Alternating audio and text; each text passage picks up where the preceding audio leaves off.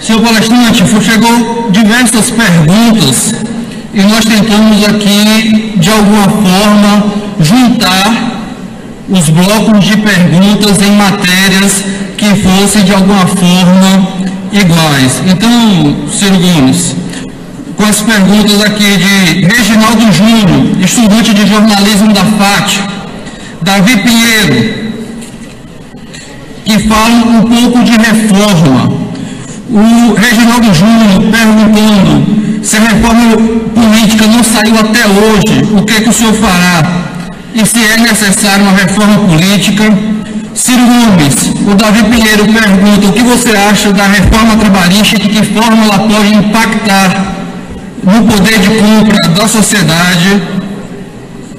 E também uma pergunta sobre, em 2008 o governo Lula enviou a proposta de reforma agrária para o Congresso. Como o senhor vai lidar com isso e se o senhor é favorável a essa reforma agrária? Aí ele se livrou de 10 perguntas e eu fico encarregado de responder. Bom, vamos lá. O Brasil, nós não devemos ter medo, por mais fraude e malversação que haja ao redor do assunto, tema reformas. Há muita malversação, há muita desonestidade, há muita defesa intolerável de privilégios, há muito retrocesso em algumas questões que nos levam de volta ao século XIX, mas a nossa atitude não deve ser ter medo das reformas. As instituições brasileiras estão falhando. Se nós não crescemos, se nós temos 13 milhões e 400 mil desempregados, se nós temos 10 milhões de brasileiros ou mais empurrados para a informalidade, se nós nos últimos 12 meses tivemos 61 mil homicídios, quase todos jovens, quase todos negros, quase todos pobres das periferias do Brasil, nós não temos que ter medo de convocar um amplo e generoso debate sobre reformas. Isto dito, o que está andando aí não tem nada a ver com reforma. O que está andando aí parte de uma premissa grosseiramente equivocada que não encontra nem literatura, nem precedente internacional empiricamente observável, que é a ideia retórica de que nós temos que promover uma austeridade fiscal a qualquer custo, preço ou contradição, especialmente a contradição de manter privilégios e ferir interesses das populações mais frágeis, porque isto fará com que o mercado restaure a sua confiança no Brasil. Isto nunca aconteceu na história da humanidade, isto é uma grosseira mentira. Primeiro, esta gente está arruinando as contas públicas brasileiras. Como eu disse a vocês, nos últimos 12 meses, o déficit nunca houve igual, são 179 bilhões de reais de déficit primário. E com uma taxa de juros que não se explica no momento em que a taxa de juros internacional é negativa, há 8 anos, e os indicadores de inflação no Brasil estão deflacionando, ou seja, nós estamos reduzindo o preço no Brasil. E essa gente mantém uma taxa de juros que, em operações compromissadas do Banco Central, que é a nova molecagem, eles usam esses termos para o povo não saber, estão emprestados. Então, vamos dizer, o governo brasileiro está entregando para os bancos 1.184 bilhões de reais, ou seja, 26% da dívida pública brasileira, a juros que consta estão em 20%. Isso é um assalto à mão desarmada. Esse é o dinheiro que não tem para a saúde, esse é o dinheiro que não tem para as universidades, esse é o dinheiro que não tem para equipar a polícia. Esse é o dinheiro que não tem para fazer saneamento, esse é o dinheiro que não tem para cumprir os compromissos de orçados e comprometidos com projetos de ciência e tecnologia, se eu quer aquele déficit brasileiro e a dependência do estrangeiro vão se agravar até nos negarmos como nação. Que é do que se trata, não tem exagero nenhum. Uma nação que não tenha um mínimo de autonomia técnico-científica é uma ex-nação. E nós temos que recuperar tudo isso. Evidentemente, o caminho aqui é pôr em debate uma progressividade do sistema tributário. Isso é uma reforma. Como? Só o Brasil não cobra tributos, junto com a Letônia, sobre lucros e dividendos. Como? Só o Brasil cobra 4% de imposto sobre herança dos ricos. Por que o pobre, quando faz uma ligação de celular, pré-pago, para poder acertar um serviço, paga 30% de imposto, gente querida? O pobre, quando entra em casa e liga a energia, para acender uma lâmpadazinha, paga 30% de imposto. E o baronato brasileiro paga 12%. Aí diz que eu tenho pavio curto. Evidentemente que um cara que pensa isso e que está falando isso, vai enfrentar um debate. E o debate não é leal. O debate é assim: o cara estava defendendo aumento de imposto. Para quê? Para roubarem mais do que já estão roubando? Olha aí, 51 milhões de reais nas sacolas, nas malas do apartamento em Salvador, que consta que é do Gedel. Pronto, perdi o debate. Se nós não tivermos uma corrente de opinião dizendo, espera um pouquinho, corrupção é um assunto que tem que ser enfrentado. Um exemplo, uma permanente inovação institucional, outra reforma, né? E com punição. Não é a intensidade da pena que cria dissuasão ao crime, é a certeza. Sabe, desses 61 mil homicídios, só 8% são investigados. E aí fica alguém equivocadamente achando que matar jovem pobre com pena de morte, que já existe no Brasil da forma mais selvagem, não é? Porque não tem julgamento, não tem presunção de inocência, não tem nada, matando os jovens pobres, é um verdadeiro genocídio. Por que não investiga? Porque não tem polícia, não tem inteligência, não tem tecnologia, não tem efetivo. Isso tudo nos impõe uma questão de desenhar no Projeto Nacional de Desenvolvimento o que é que nós queremos. Previdência, então, reforma trabalhista. Nós não temos que ter medo. O mundo está mudando, uma grande efervescência. Há 1000 modalidades de trabalho que a nossa legislação antiga não conhece. O teletrabalho, o trabalho doméstico, feito remotamente pelo computador. Há uma série de coisas, né, que nós não temos que ter medo de trazer para a regulação. Não é disso que estão falando. Esses canalhas colocaram numa reforma que mulheres grávidas podem ser alocadas em ambiente insalubre. Isso é um defunto do século XIX, como o zumbi está saindo da cadeia, está saindo da sepultura. Nós temos que dar um tiro na testa desse um e enterrar de uma vez por todas. Nenhuma reforma trabalhista pode introduzir insegurança jurídica e, pior, insegurança econômica no mundo do trabalho. A Alemanha não é a economia mais competitiva do mundo, como o Wagner chamou aqui, porque avilta trabalho, ao contrário, é o maior custo por hora trabalhada do planeta. Só que a Alemanha tem a maior produtividade do planeta e permanece insistentemente ganhando produtividade, inovando, apostando em ciência, em tecnologia, em padrões novos, de uma pedagogia emancipadora, da decoreba enciclopedista rasa com que a gente insulta a inteligência da juventude do país. Portanto, reformar é preciso, mas isso que está aí é uma selvageria, que tem por basicamente a seguinte lógica: o juro alto destrói o tecido produtivo do Brasil, mas o cidadão empresário, ao na pessoa física extrair qualquer dinheiro e hospedar no juro alto, ele fica criptoconservador, é esquizofrênico, ele sabe que está perdendo na roça, na indústria, no serviço, mas ao tirar qualquer dinheiro e botar no banco, ele ganha uma fortuna.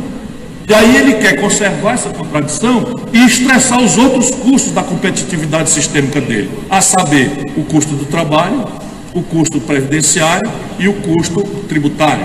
Por isso que essa gente está defendendo esse conjunto de reformas. Evidentemente, o sistema tributário brasileiro é hostil a quem produz, porque ao não cobrar tributação sobre lucros e dividendos, que é o que o mundo inteiro faz, a gente cobra no faturamento. E aí a gente pega a empresa que está mal e a gente acaba de matar, tributando. E a empresa que está muito bem, a gente não tributa no resultado. Então é preciso tirar os tributos sobre faturamento, associar o Estado à vocação empreendedora do brasileiro e concentrar os tributos sobre o resultado patrimonial e de fluxo. Isso é o que o mundo inteiro faz. Por isso que o debate no Brasil, a gente tem uma certa força moral, porque nós não vamos falar o seguinte: o que é? República Bolivariana dos Estados Unidos? O camarada Donald Trump é um perigoso comunista, ele, o Kim Il-jong da Coreia do Norte? Claro que não é. Enfim, nós temos os precedentes internacionais. Reforma da Previdência, precisa fazer. Porém, isto que está aí não é nada, não reforma coisa nenhuma. Só para vocês terem uma ideia, o déficit nominal primário brasileiro este ano, primário, volto a dizer, nos 12 meses, 179 bilhões de reais.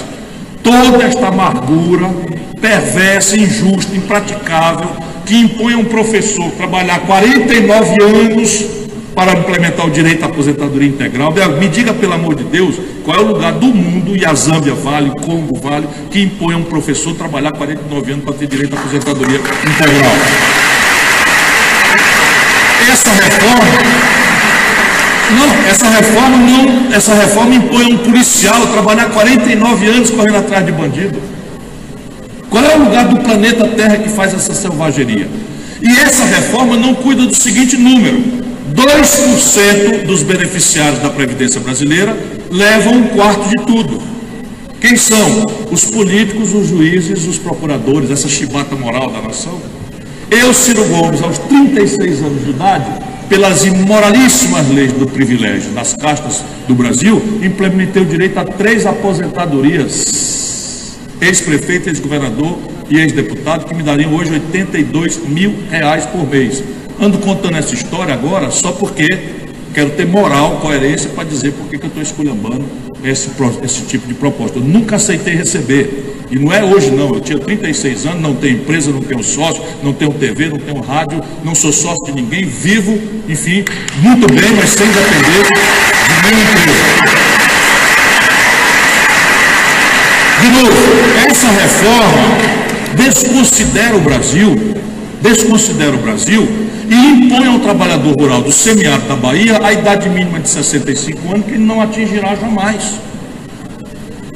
E equaliza ao trabalho intelectual, ou seja, o trabalho intelectual de um advogado, eu, de um político, tal, que por regra trabalhamos no ar-condicionado, tem a idade mínima igual à de um trabalhador rural do semiárido. Está direito isso.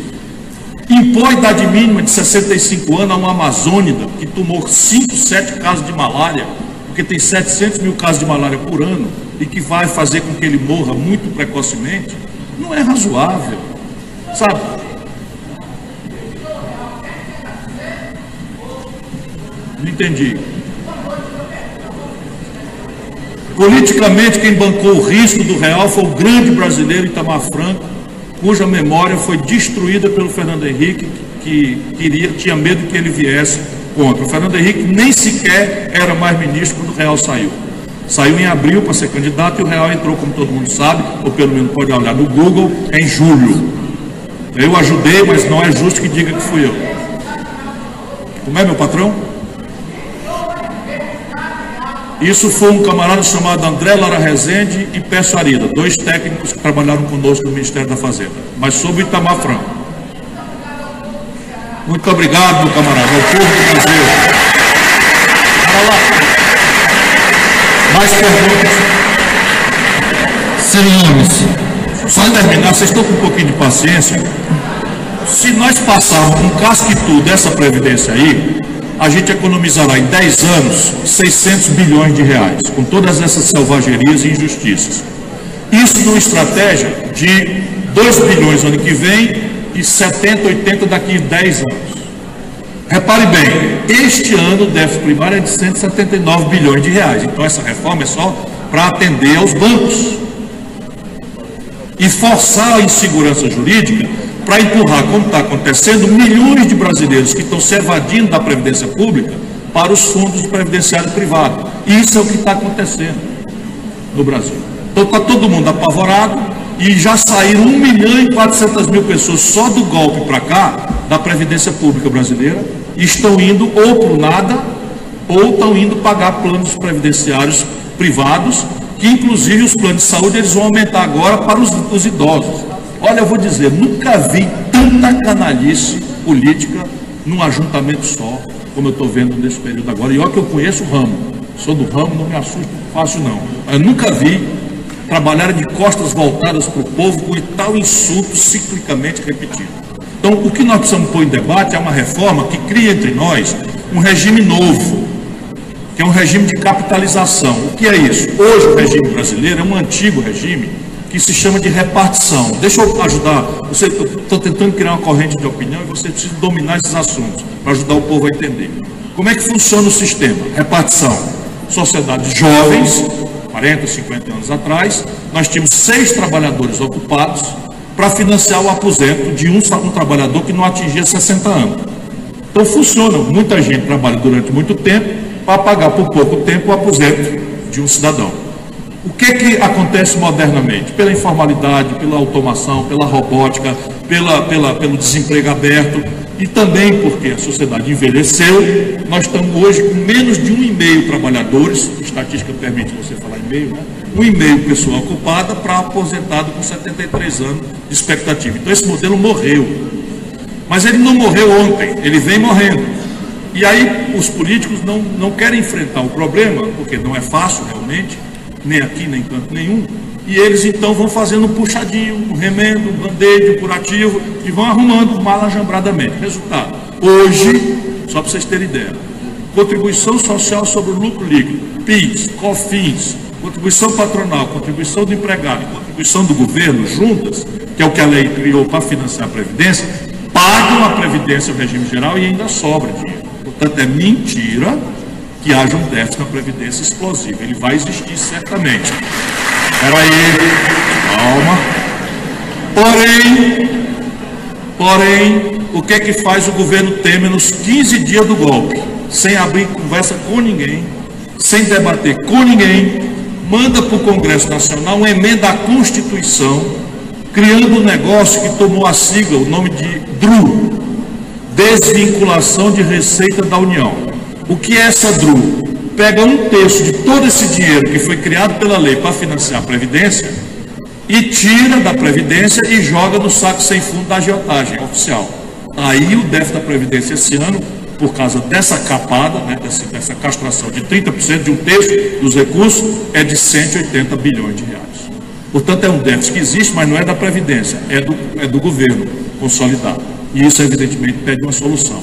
O regime moderno é de capitalização, em que você paga, o patrão e o empregado pagam, o governo paga, você pode agregar até fontes alternativas, e ao invés de gastar por conta, como a repartição faz, você hospeda isso em fundos, que eu defendo que sejam públicos, controlados pelos trabalhadores, porém geridos por carreiras profissionais recrutadas por concurso e com agências de risco escolhendo as opções de investimento. E ao associar isso é que é a elevação do nível de formação bruta de capital.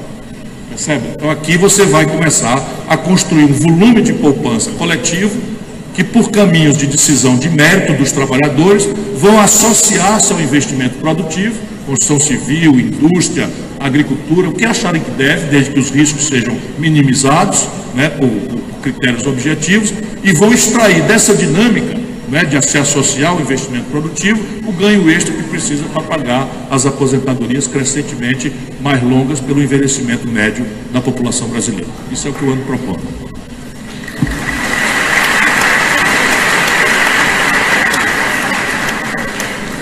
Senhor, duas perguntas se complementam que certamente é muito cara a esse auditório sobre educação. Primeira pergunta, ambas estão sem assinatura.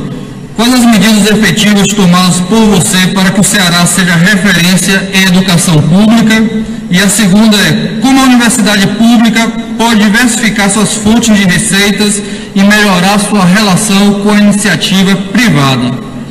Pois, primeiro não fui eu, tá? Esse negócio, educação, se você quer ser sério no assunto, exige continuidade, exige coesão política, porque nada acontece no curto prazo que seja sério. Quem vocês viram no debate resolvendo problema complexo a golpe de frase feita, bandido bom e bandido morto, e educação é prioridade, não sei o que e tal, pode desconfiar que das duas uma, ou é um mentiroso, reles, ou pior, é um despreparado, e isso é tão grave quanto, ou não é tão grave quanto o mentiroso, que o mentiroso lá no Ceará diz que quem mente rouba, e isso eu acho verdadeiro. Mas o que é que aconteceu no Ceará? Nós resolvemos, nós somos uma geração que cresceu muito machucada. Eu fui educado a maior parte da minha vida pessoal na escola pública. Eu, Ciro Gomes, a maior parte da minha educação eu recebi na escola pública. E eu então vi a miséria ali do meu lado. Meu pai, por exemplo, dizia que eu não devia comer merenda escolar, que era uma delícia, porque aquilo devia ser preservado para os pobres.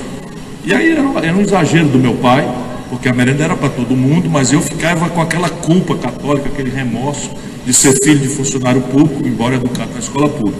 E eu meti na cabeça que o dia que eu tivesse alguma chance, eu ia fazer uma aposta séria na educação. E eu criei uma equipe de muita gente, mas acredita, é muita gente mesmo. Tem técnicos de alta nomeada, tem políticos de alta expressão, uma nova geração extremamente qualificada, e a todos eu passei essa lógica. Por quê? Porque quando a gente olha as emergências do povo, tão sofrida a vida do nosso povo, sabe, que as emergências fazem com que ele esqueça a educação. E a tendência dos políticos é a resposta às emergências. O político tende, por sobrevivência natural, a anotar sensivelmente o que é que o povo está passando, está sofrendo, quer ouvir, e até traduzir a seu próprio gesto. Não é propriamente demagogia, embora seja extensamente também.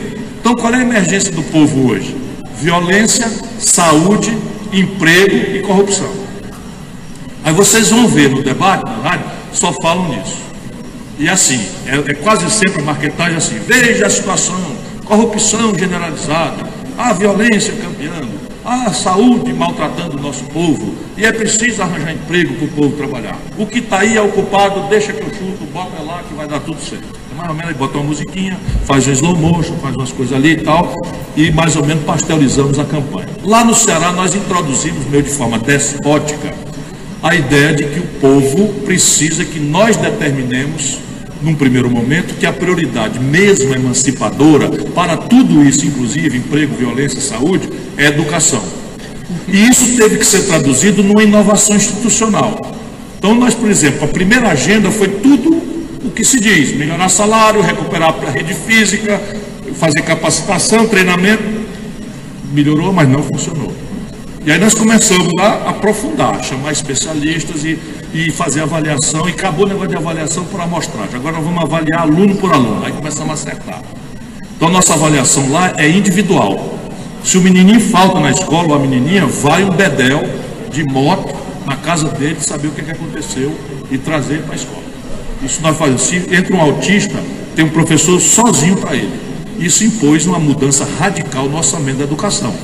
Então, isto não é suficiente, mas nós aprendemos a fazer fazendo. Depois de executar a agenda óbvia, que é a justa remuneração, a capacitação dos mestres, aí nós começamos por exemplo, profissionalizamos a gestão das escolas. Hoje é 100% profissional, as melhores práticas são manualizadas, eles se reúnem sistematicamente e trocam ideias. Isso foi experimentado em Sobral, que é a minha cidade, e dali explodiu o melhor IDEB do Brasil. Quando o CID já foi para o governo do estado, nós pegamos essas melhores práticas, manualizamos e introduzimos uma inovação, que é o seguinte: a Constituição obriga que os municípios gastem pelo menos 25% dos seus recursos de orçamento em educação. Nós criamos uma novidade, que é o seguinte: o município que gastar a mais do que o mínimo constitucional entra num critério novo de distribuição do ICMS.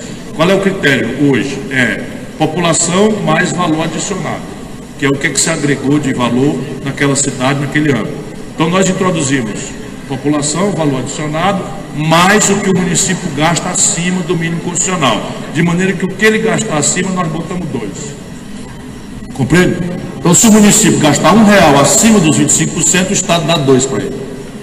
E manualizamos o procedimento, orientamos como fazer, e criamos uma grande avaliação de toda a rede, de aluno por aluno.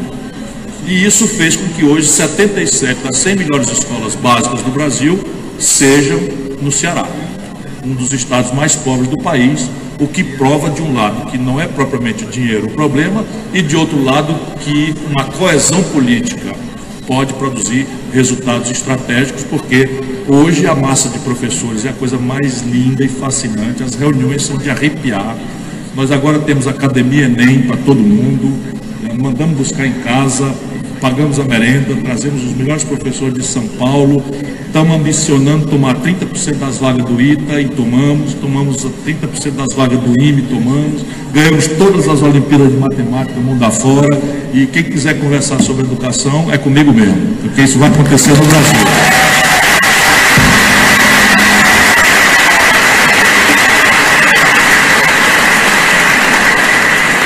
Senhor Gomes, pergunta do Murilo Carvalho Vieira e do Fernando Miller. Afinal de contas, o que é serviço da dívida? E eu venho falar aqui no meu ouvido, eu não ouvi. Afinal de contas, o que é serviço da dívida? E o senhor acha possível a auditoria da dívida pública? A auditoria está prevista na Constituição, nunca foi cumprida, e eu tenho um compromisso formal e solene de fazer a auditoria cidadã da dívida brasileira. Por quê?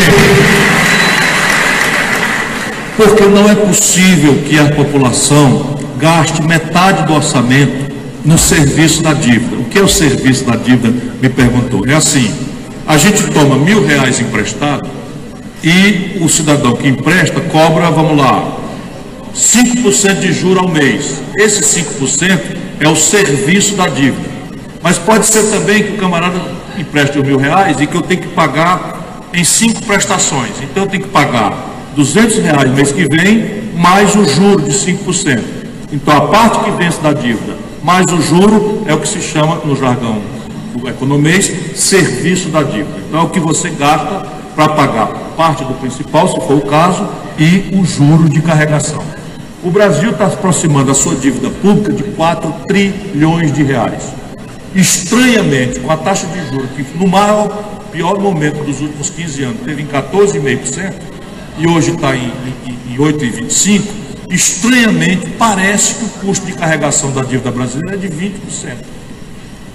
Como se explica? Se o maior juro que teve foi 14,25%, que a carregação média da dívida brasileira aparente ser 20%. Eu sei, que é porque nós estamos permitindo que se cobre juros sobre juro. Entendeu? Então você pega o não pago, capitaliza o juro e cobra o juro sobre juro. Aí você tira.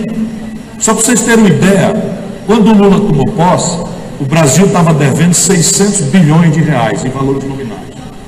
O Lula pagou para os banqueiros 1 trilhão e 300 bilhões de reais e entregou para a Dilma com 2 trilhões e 400 bilhões de reais a dívida. E o Michel Temer vai entregar para o próximo presidente da República com 4 trilhões e 300 bilhões de reais. Então não brinca, juro sobre juro, não brinca, destrói. E aí vamos lá, vamos consertar as finanças públicas de um lugar.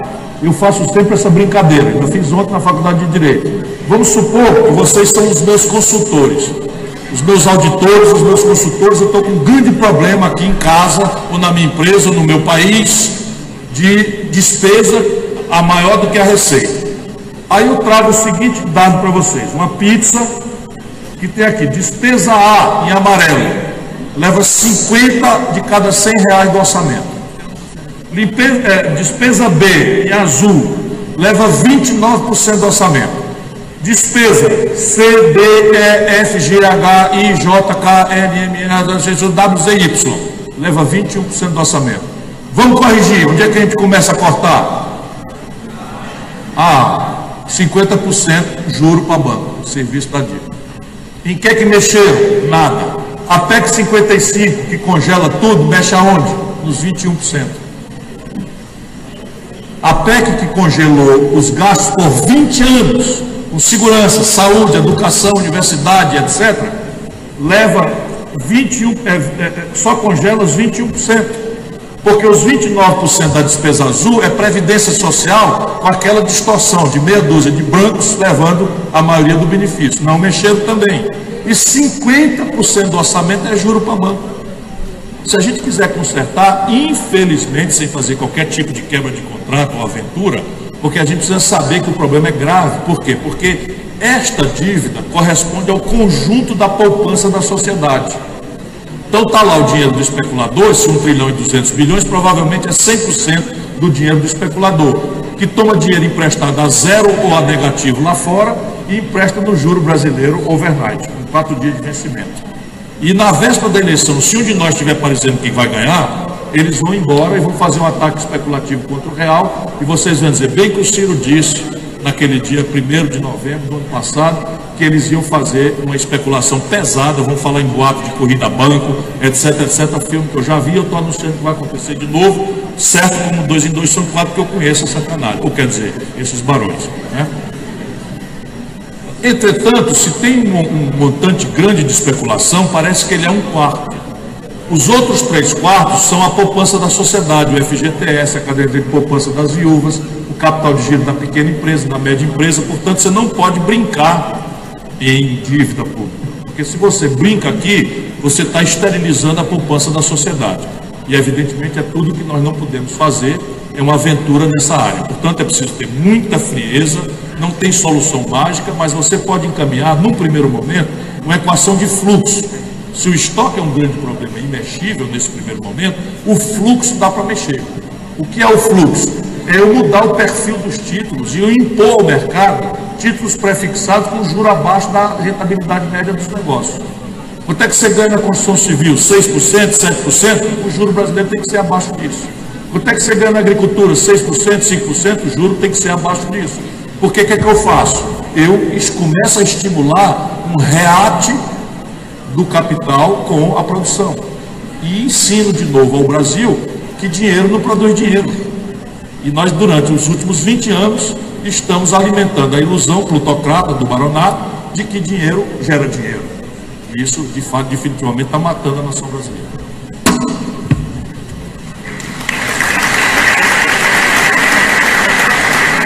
Senhor Gomes, a mesa pediu para fazer a pergunta, professora Célia Sacramento.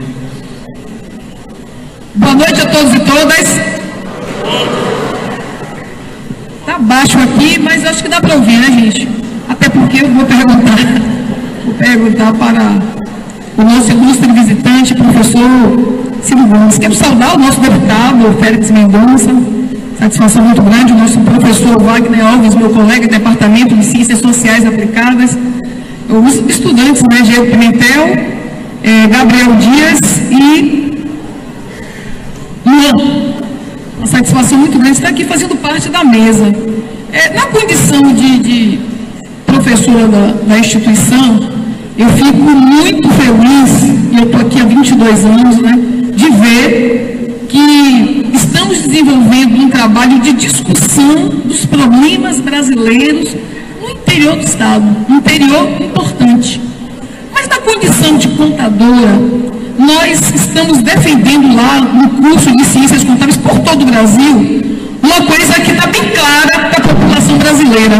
Enquanto não existir transparência, práticas de governança corporativa, não dá para a população brasileira acreditar que tudo vai ser diferente. Então eu gostaria de saber de você quais são as ideias relacionadas à necessidade de práticas de governança corporativa com transparência, controles para a gestão pública. Em paralelo a isso, tem uma discussão que tem preocupado muito a população brasileira, eu posso falar isso na condição de ter sido vice-prefeito da cidade de Salvador durante 4 anos, onde uma das coisas que mais nos preocupa é a questão da falta de oportunidade.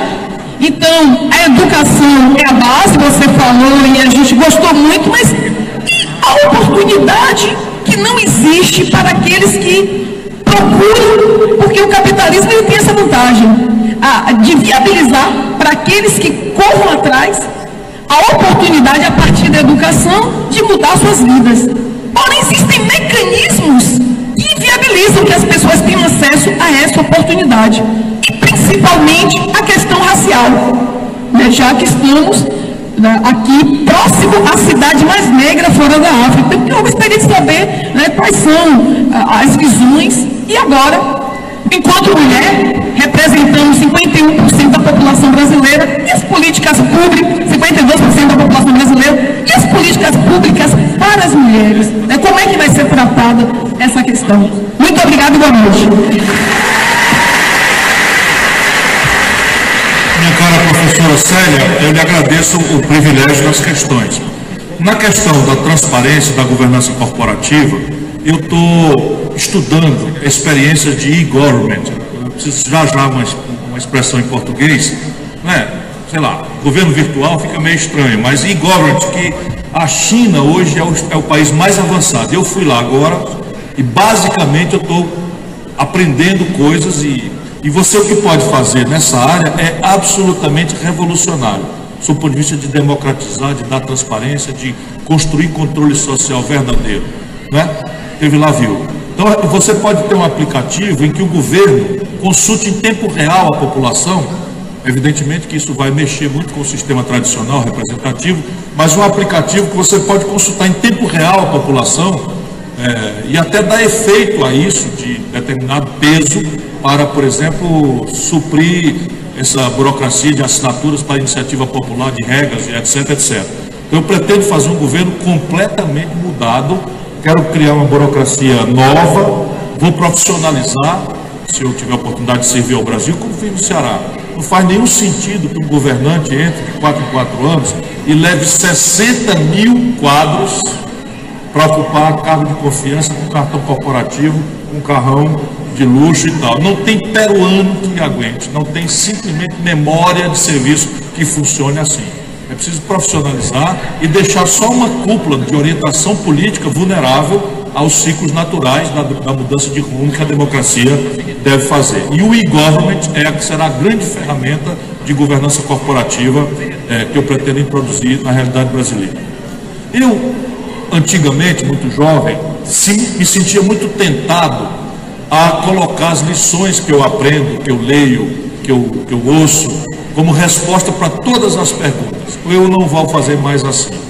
O que é que eu estou fazendo agora? Eu estou rememorando a minha passagem nos cargos de governo, e praticamente metade dos meus secretários na Prefeitura de Fortaleza eram mulheres, praticamente metade dos meus secretários no governo do Estado eram mulheres, e não há precedente no Brasil, nesse nível de administração, de feminismo respeitador do empoderamento das mulheres, que precisam disso, na minha opinião. Empoderamento, né?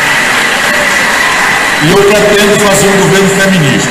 Já a minha experiência, sob o ponto de vista de etnia, é uma experiência ruim, precária. Não é ruim, não é má. É que o Ceará não deu centralidade à escravidão. Então, o primeiro Estado brasileiro a abolir a escravatura foi o Ceará. E, evidentemente, isso não tira o heroísmo do nosso pregão do mar, dos nossos pioneiros, mas o fato é que lá foi mais fácil, porque não tinha centralidade econômica à mão de obra escrava. E, portanto, nós somos uma sociedade muito mais cabocla. O ciclo que nos colonizou foi o ciclo do gado, e o índio não se deixava escravizar, ele morria. Portanto, foi estabelecido outro tipo de subordinação, e eu conheço muito a agenda dos caboclos, dos mamelucos, dos pardos, que são a minha gente no Ceará. E aí o que eu estou fazendo? Eu estou com um movimento no PDT, que é comandado por um cearense negro, o Paixão, mas que tem representação no Brasil inteiro. Eles estão desenhando uma agenda para mim, para eu melhorar a minha compreensão disso. E seriam muito bem-vindas as suas críticas, suas sugestões e contribuições, porque nesse momento eu estou muito mais aprendendo ainda do que formulando. E de qualquer forma eu estou advertindo os auditórios para a gente tomar muito cuidado com o seguinte fenômeno que está dirigido de fora para dentro do Brasil. É assim, a agenda do povo é saúde, segurança, emprego, corrupção, aposentadoria, e nós introduzimos educação, etc, etc. Nesse temário, o campo progressista ganha todas, porque se fez uma campanha estúpida contra o PT, né, criminalizando o PT, generalizando a condenação de malfeitos de alguns, né, não é o mesmo critério para os outros. Agora, com Michel Temer, o PSDB apoiando, o PMDB sendo pilhado, etc, etc, democratas enrolados e tudo, eles estão perdendo a batalha política em todas essas agendas populares. O que é que eles estão tentando fazer? Isso com assessoramento lá da estrutura americana. Eles estão querendo trocar o ambiente onde o debate vai acontecer para um debate identitário, qualificado por temas de família, por temas morais, por temas religiosos, porque tem pesquisas que afirmam que a sociedade brasileira, em matéria de costumes, é cristã, católica, evangélica, neopentecostal e, portanto, meio conservadora em matéria de temas de costume.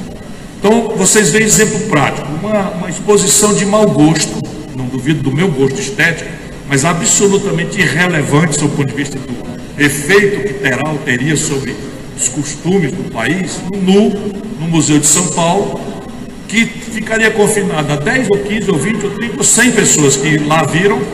Eles reproduzem nas televisões repetidamente, mete na internet repetidamente, já atribuem uma motivação de pedofilia, e nisso eles conseguem a ideia e discurso dessa canalha reacionária corrupta do Congresso, porque aí eles se sentem com a virtude moral da defesa da família brasileira, da moral e dos bons costumes. Então nós vamos discutir com a nossa coerência, com o nosso amor, todas as questões identitárias, porque o Brasil Se mata, mata negro, não mata branco como mata negro. Se o Brasil prende negro. O Brasil dá 700 mil pessoas aprisionadas hoje, a maior população carcerária proporcional e a segunda maior do mundo, 1/3 é de jovens negros pobres da periferia. E a morte dos 61 mil, metade é de jovens negros pobres da periferia. Portanto, se nós queremos ter um projeto, ele tem que ter claramente compromisso com o negro, com o pobre, com o periférico.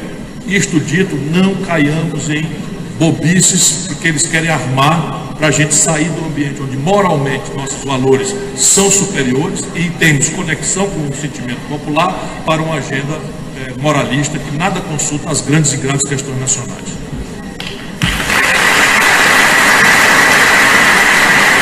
Encaminhando já para as últimas perguntas, senhor palestrante, Matheus Oliver, que é doutorado em linguística, da UFBA, Weber, estudante de economia, e também o Jairo, que é diretor do Sindipeto sobre conjuntura. Diante da conjuntura atual e do seu partido, em um futuro governo, com quem o senhor gostaria de fazer aliança e seria necessário enfrentar a Globo e a Fiesp? O senhor tem medo do impeachment?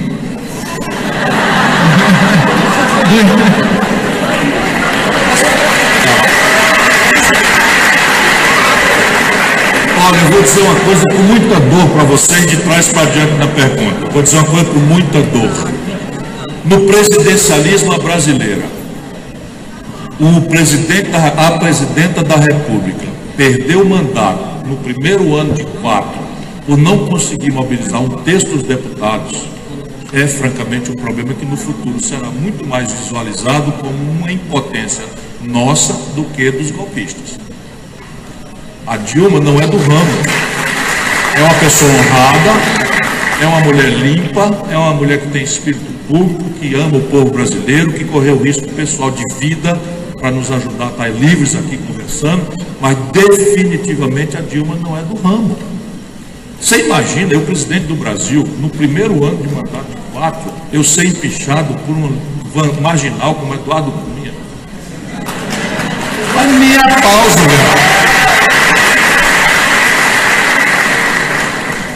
Para deixar tomar o poder um vagabundo, quadrilheiro como esse que usurpou o poder no Brasil, mas nem a pau, jovem.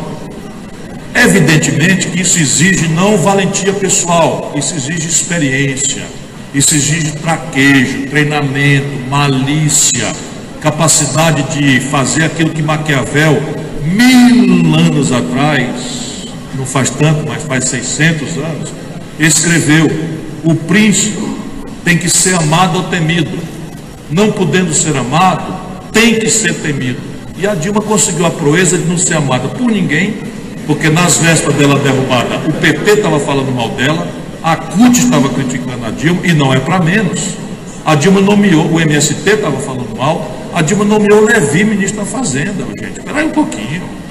Imagina eu, que já estou zangado com a escolha do Michel Temer, que tal, e votei, fiquei com ela até o fim. O Ceará deu 2/3 dos votos contra o impeachment. Na véspera eu estava lá escrevendo sugestões para a gente partir para cima dos caras, e ela catatônica estava, catatônica ficou. De repente eu acho que ela meio que sentiu a síndrome do Jango, que não quis reagir, porque talvez precipitasse o país, ou estava assim querendo morbidamente, inconscientemente, dizer assim: ah, vocês querem me derrubar? Pois esperem um pouquinho que vocês vão ver o que é bom para tosse. E estamos vendo mesmo, estamos vendo mesmo. Agora, blague à parte, não é blague que resolve, como é que a gente mitiga essa lógica de impasse que é inerente, orgânica ao presidencialismo? Vamos compreender isso. Se vocês tiverem um pouquinho de paciência, eu prometo que eu não canso mais vocês, mas essa é chave. Repara uma coisa: nós em 1891 copiamos o presidencialismo americano e encerramos o mais longo período de estabilidade e de iluminismo da vida brasileira, o legado do reinado de D. Pedro II, que durou 42 anos. O Brasil foi uma nação quase igual aos americanos na época, porque D. Pedro era iluminista. Nós tínhamos um parlamentarismo com partidos organizados, evidentemente com todas as deformações né, de uma aristocracia, de uma oligarquia rural, etc, etc. Mas o Brasil passou um mais longo período, aliás, o único período de estabilidade, 42 anos. Fizemos um golpe de Estado militar e implantamos a cópia do presidencialismo americano sem a realidade americana. Qual é a realidade americana? A realidade americana é que os americanos são uma confederação e tudo lá se resolve localmente. Então o direito processual penal é nos estados, a pena de morte existe no estado, não existe no outro, o aborto é um direito num certo estado, não é no outro, porque não é escrito, é o direito consuetudinário, ou seja, os juízes vão interpretando aquilo que é o pacto social dinâmico na sua modernidade ou retrocesso e vai dizendo que aquilo é legal, é compatível ou não é compatível com o regramento básico, que é a pouca coisa que está escrito, os princípios gerais da sociedade americana. Definitivamente não é o caso brasileiro. Nós temos um Estado que era unitário, há um gravíssimo colapso da Federação Brasileira, os municípios estão quebrados, os estados estão quebrados, todo mundo dependente da União. O regramento é de direito positivo, tudo está escrito, e o sistema constitucional é direito rígido, é Constituição rígida. Ou seja, a Constituição é feita para não ser mudada, salvo consenso apurado em 3/5 de votação, que dá um problema sério. E isso nos traz ao tempo presente, em que nós temos uma Constituinte juvenil, adolescente. Nós fizemos uma Constituição em 88 e 100% das instituições centrais do país estão sob crítica. Eu não conheço um brasileiro que defenda o modelo tributário, não conheço um brasileiro que defenda o modelo da institucionalidade política, não conheço um brasileiro que diga, não precisa mexer nesse negócio da Previdência não, está tudo certo e tal. Veja bem, uma Constituição que foi desenhada ontem, 1988 é ontem mesmo, e é central, você não tem nenhuma institucionalidade central do país que não esteja negada por um amplo consenso. Evidentemente que o consenso é só na negação, porque o dissenso é absoluto no que botar no lugar. Então, é uma lógica de impasse, por quê? Porque o órgão constitucionalmente monopolista do desenho das instituições, das regras, das leis, não tem nenhuma responsabilidade com a prática dos negócios de Estado, com a saúde dos negócios de Estado, com a sanidade do serviço público. Então, eu fui deputado federal e numa semana útil ali, a Câmara Federal votou o fim da CPMF, tirando 70 bilhões de reais a valor de hoje do orçamento, e votou na semana seguinte um aumento de uns 70 bilhões de reais, regulamentando a emenda 29 para a saúde. Pode até ser muito bom revogar a CPMF, que é um tributo muito ruim, pode até ser muito bom aumentar o gasto vinculado com saúde. Mas como é que funciona, meu patrão? Você tirar 70 bilhões de receita e aumentar 70 bilhões a despesa. Isso é muito dinheiro no orçamento americano. E nós temos essa loucura, porque o parlamento tem nenhuma responsabilidade com a prática disso. Quem é responsável é o outro lá, que é o presidente da República, que por sua vez não tem um molde institucional para fazer o desenho. Então, não tenhamos medo, não tenhamos susto, isto é uma realidade da vida brasileira. Como é que a gente mitiga isso? Eu tenho, meio que como cientista político e como empírico, observador, eu tenho procurado estudar como é que faz. E eu acho que eu achei aqui uma proposta que atenuará muito fortemente essa lógica orgânica de impasse. Primeiro, como eu fiz hoje aqui, correr o risco de não ganhar a eleição, não deixando a população votar em você como pessoa. Só um minutinho, meu patrão, deixa eu acabar aqui, ainda já oleoso. Então, repare bem, ao invés de votar no fulano, a gente precisa cada vez mais pensar em votar no que o fulano defende. É evidente que o fulano é essencial, tem que ver se tem experiência, se tem coerência com o que fala e o que fez, se tem ficha limpa, então tudo bem. Mas o mais importante aqui é votar na ideia do camarada. Por quê? Porque isso dá muita força. Muita força. O presidente que seja criticado na campanha, porque propôs introduzir o tributo sobre lucros e dividendos, porque propôs introduzir um tributo progressivo sobre a renda, especialmente a renda intergeracional, ele vai levar porrada de todo jeito. Se ele ainda assim escapar, aguenta, companheiro, se segura aí, companheiro, calma aí, rapaz, deixa eu terminar aqui minha conversa, rapaz. Já o tiro de novo. Então, primeira providência, procurar reforçar, não o fulano, o caudilho, o salvador da pátria que não existe. Tentar votar nas ideias do cara, tentar apropriar, participar do debate.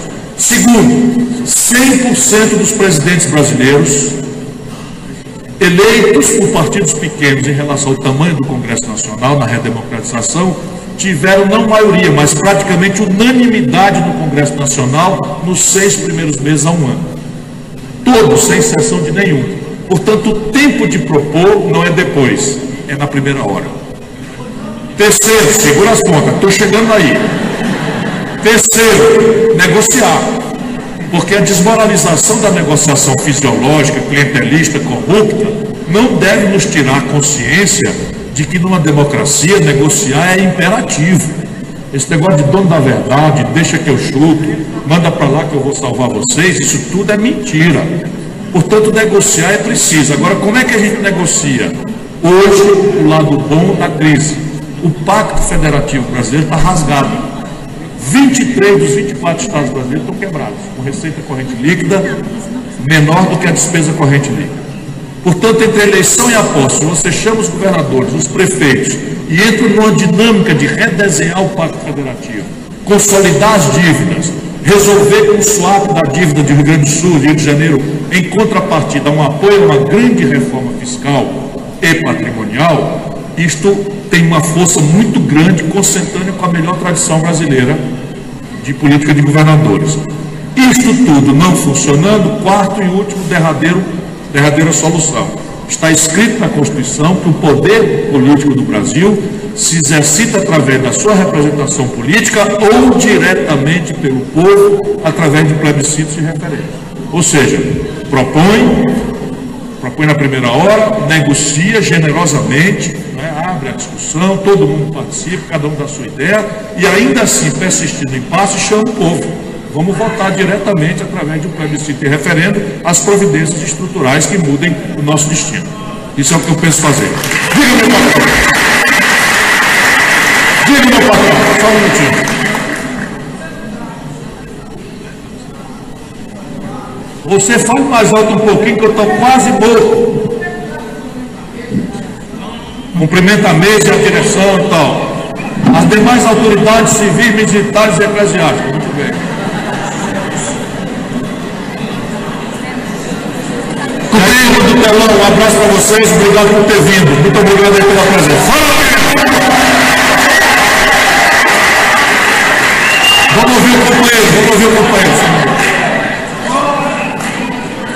Boa noite a todos, cumprimento a mesa. Nós estivemos em Alagoinhas com o PPS, o Partido Popular Socialista. O pessoal lá fala bem da Sua Excelência, em Alagoinhas, Irará e Santanópolis.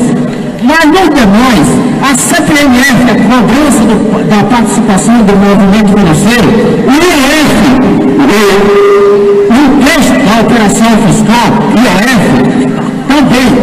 No mais, agradeço a direção e ao senhor também, Eliseu Papilhas, também que faz parte do Fazendário, e todos da CEFAP e ao Ministério da Fazenda. Valeu, obrigado pela participação. Deixa eu dar uma palavrinha aqui. A professora Célia está pedindo qual é a política que eu imagino correta para os bancos públicos. Pois bem, o que aconteceu nesses últimos anos no Brasil? Nós cometemos a imprudência de permitir a mais grave concentração bancária da história brasileira. Hoje, 90% das operações estão controladas por 5 bancos: Caixa Econômica, Banco do Brasil, Itaú, Bradesco e Santander.